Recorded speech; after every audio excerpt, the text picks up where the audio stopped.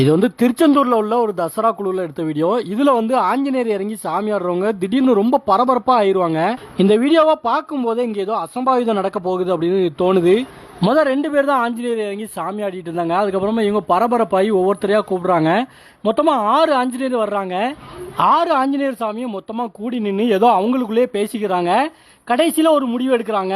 நேர காவல் தெய்வம் சுடலை மாட சாமி கிட்ட போய் சொல்றாங்க, அந்த இடத்துல பேய் நடமாட்டம் இருக்குது, அது நாங்க போக முடியாது, காவல் தெய்வம் நீங்க தான் போகணும் அப்படின்னு சொல்றாங்க. அதுக்கப்புறமா காவல் தெய்வத்துக்கு சாமி இறங்க வச்சு சாமி ஆடிட்டே போய் அங்க விபூதி போட்டுட்டு வந்தாங்க.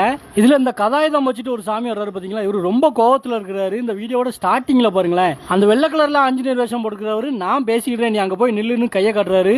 உடனே அவரு கோவத்துல அந்த கதாயுதத்தை தூக்கி டம்மு டம்முன்னு தரையில வச்சு குத்துறாரு. கரெக்டா இன்னொரு ஆஞ்சநேயர் வந்து அவரை சமாதானப்படுத்துறாரு. இப்போ இவங்க இருக்கிற இடத்துல இருந்து பக்கத்திலே சுடுகாடு இருந்திருக்குது. அதனால ஆஞ்சநேயர் கண்ணுக்கு வந்து இந்த பேய் நடமாட்டம் தெரிஞ்சிருக்குது. அந்த பேய்கள்லாம் வந்து ஊருக்குள்ள வர்றதுனால அந்த காவல் தெய்வத்தை அழைச்சி காவல் தெய்வம் சாமி ஆடிட்டே போய் அங்கே விபூதியை போட்டுட்டு நீ ஊருக்குள்ளலாம் வரக்கூடாதுன்னு பேயை கட்டளை இட்டுட்டு வருவார். அந்த மாதிரி போகும்போது இந்த ஆஞ்சநேயரும் பின்னாடி போயிருக்கிறாங்க. இந்த மாதிரியான விஷயங்கள்லாம் சொல்லும்போது கடவுள் மேலே ஒரு ஈர்ப்பு வரும் அப்படிங்கிறக்காக தான் நம்ம இதெல்லாம் ஷேர் பண்ணுறோம். உங்கள் ஊரில் நடக்கிற திருவிழாக்களோட வீடியோவும் மேலே தெரிய வாட்ஸ்அப் நம்பரில் ஷேர் பண்ணுங்கள்.